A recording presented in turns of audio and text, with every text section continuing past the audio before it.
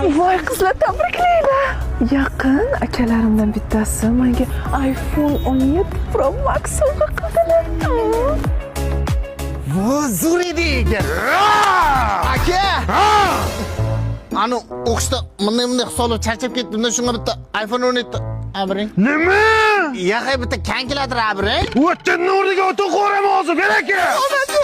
Chigon, yaqin akam Baliga boryaptilar. Sani ham ovolardik.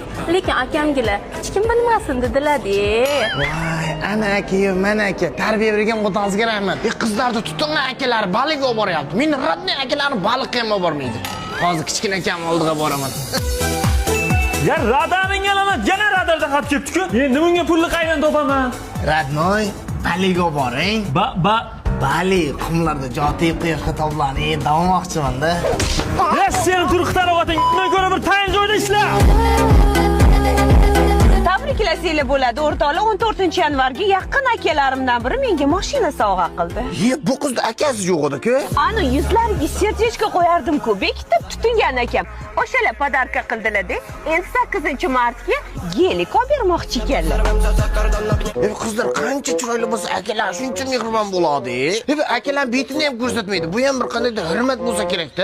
Bu qizlar bu sovg'alar uchun nima karomat ko'rsatdi ekan-e? Sal sivilizovni mu'mizlar, odamlar akalar telefon abiryapti, gelik abiryapti. Ikkalamiz bitta gelik abiryapsizlar. Kaktaki. Qarama, o'z bolta bilan yo'lga solaman. Men lapatka bilan kallasiga solaman. Ber aka. La, nimani noto'g'ri qilyapman-e?